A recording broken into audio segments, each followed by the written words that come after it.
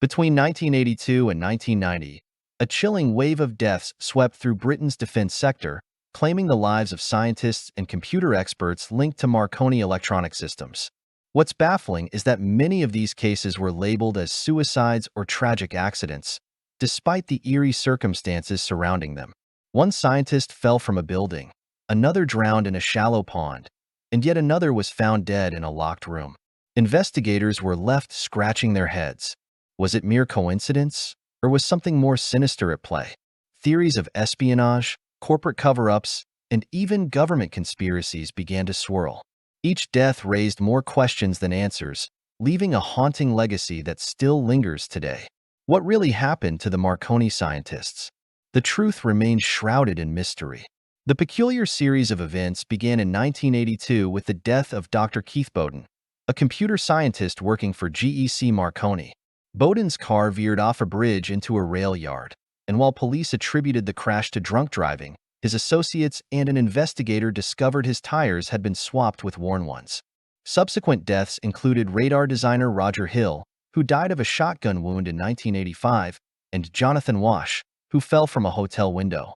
In 1986, 24-year-old Vimal Dajapai, a Marconi computer scientist, jumped from the Clifton Suspension Bridge. His case, involving unexplained injuries and circumstances, baffled authorities. Later that year, Arshad Sharif, another Marconi scientist, died in a highly unusual manner. His decapitation in a car accident raised many questions, with suspicions of foul play growing. The period from 1987 to 1988 saw an alarming increase in the number of deaths. Among them, Richard Pugh was found bound and suffocated in his flat, with a verdict of sexual misadventure. David Sands drove his car into a cafe in a fiery crash. John Whiteman drowned in his bathtub, surrounded by pills, though no drugs or alcohol were found in his system.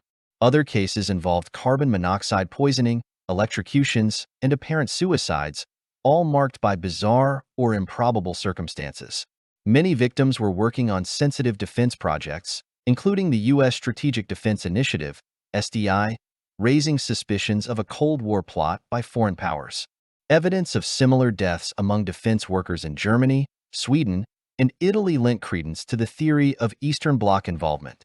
The Thatcher government attributed the deaths to the high-pressure environment of secret defense work. This explanation noted that suicide was statistically prevalent among men in the age bracket of many victims.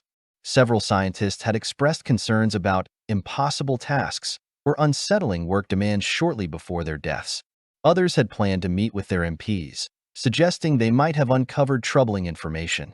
Experts in espionage have pointed to staged deaths, including those designed to mimic sexual misadventures, as a common tactic to obscure foul play. The Marconi deaths, an enigma that still haunts us. Were they mere coincidences, or was there something more sinister at play?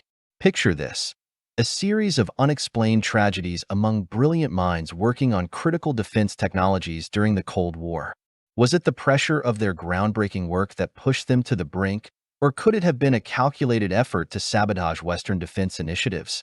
The lack of definitive answers leaves us grappling with unsettling possibilities. Each case, a thread in a complex tapestry of intrigue, raises more questions than it answers. What really happened behind closed doors? The truth remains elusive, buried beneath layers of speculation and silence.